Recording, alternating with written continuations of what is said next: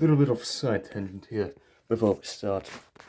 If you're gonna hear some noises in the background, it's me stepping on this mattress, or either it's my kids. All right, let that out of the way. Let's begin the actual snippet of the review. Let's move forward because there really isn't much to talk about. Until we get into the glacial uprising, the tone changes a lot. Why? Because previously we'd had nothing to talk about. Now, we have just so much to dissect. So let's just begin. So, we are ordered by King Zarek to find one of the treasures on his map. But along the way, we come across Spearos and his new regime, the glacial uprising. And we found out that Spearos has found the ice powers for his troops and himself. Took him long enough until we defeat him, and Spearos gives his famous speech. I can explain. And I was obsessed with the speech when it got leaked, and for a good reason, because it answers so much. So let's hop right in and dissect it. And this is when I say it's good, really good. So we begin with Queen Iris being hailed as the great woman may Spears God herself. We're going to for a little bit of tangent here. Iris! Now, the first line of spoken about this in this speech is about Queen Iris. The great woman may Spears God her soul. Everyone else calls her by that name.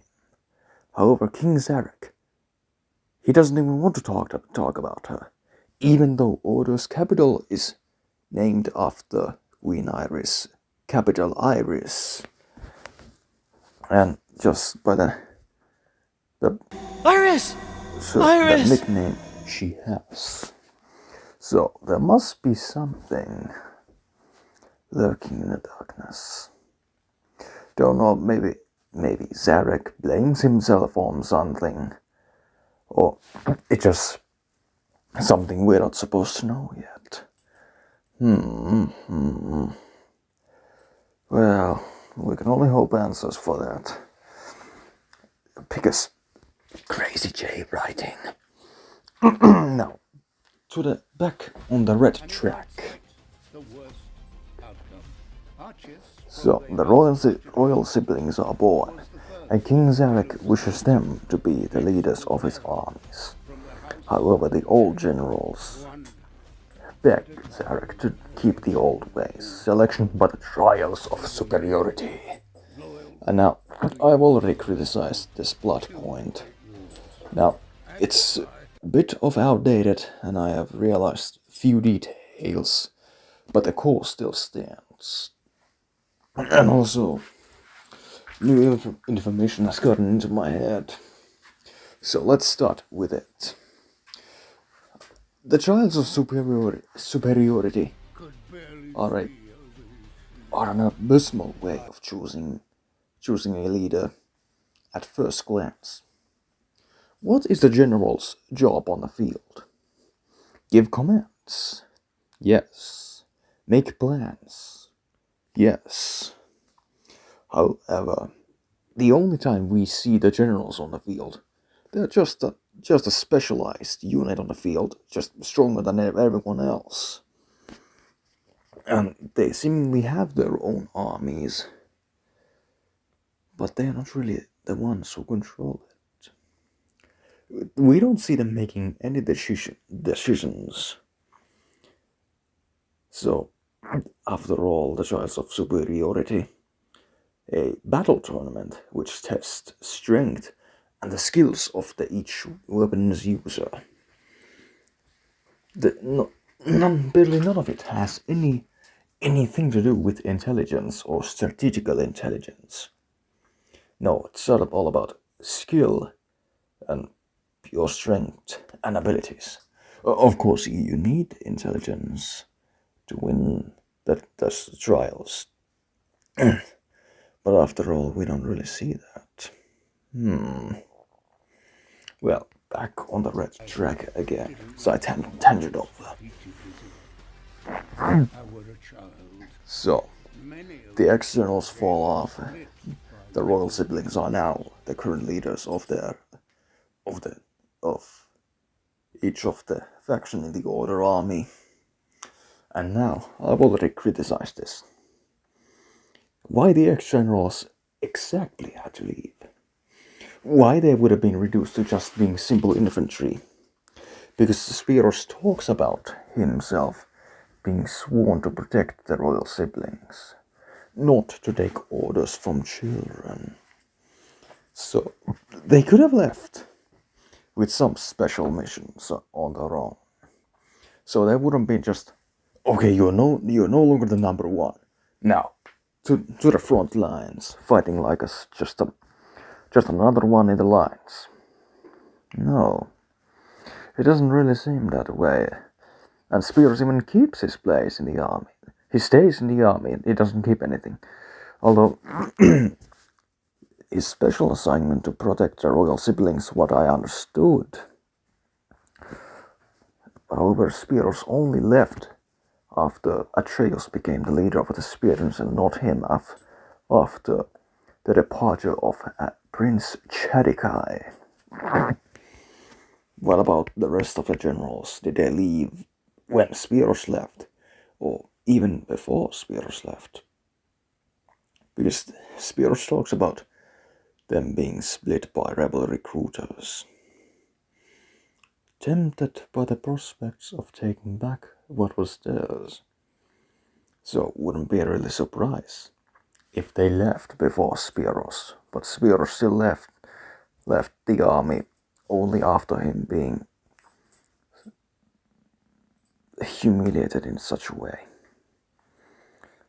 Now a lot of people place the blame on King Zarek being a dirty leader, but I don't completely agree with it, since the trials of superiority are over, and the ex-generals decide to leave on their own terms. Apparently, it seems, what I have understood. What else? Spearos still takes a special assignment, being the protector of the royal siblings when they are now the new leaders. Well, really dirty done, yeah.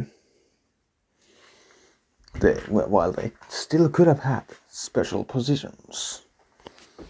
What about everything else? They still would have been listened, I'm sure. They wouldn't just been completely sidelined after their defeat. Because there were still hundreds of soldiers who followed them after their departure. I'm not really convinced. Although, yes, Zarek, just the Atreus thing is its own discussion even. It's not discussion for now, but everything else.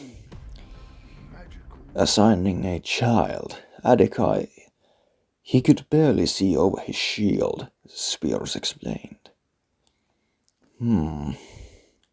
Doesn't really sound like a good parenting, I know. What else there is? Well, let's move forward. Now that my critique of the speech is over, let's get back to the red track about the new elemental powers they have found. They are seemingly artifacts of sorts, where their powers came from. That's my own holy canon. Or something ancient, something magical, it's still seemingly an object where the elemental powers came from. It turns out they were not the only ones that got lucky. During that line, there was actually him handshaking with Brathnar, out of all people. But no, it got replaced. Although I really love the artwork, it really shows how Spearos has fallen, and just how he's this old rusty man, just a core, just a crusty core of his old self. Really great attention to detail, something we don't really see from the other generals. And after Spearos' defeat, he asks either from Zyphos or Thera, "What will you do to me?" And the answer is that he'll be sent to the king. However, there is a dialogue difference between Spearos and Thera and Spearos and Zyphos. Zyphos answers to Spearos, "The king will decide your fate, traitor." After Spearos asks about, "Will Zealous be there?" And Thera answers, hold on, what was it again? "I'm afraid so." And Zyphos tells just about, "That's up to my father." Zarek will decide Spearos' fate. So, does Zealous want? No, this is just getting way too confusing. "I'm afraid so." Then it's a death sentence.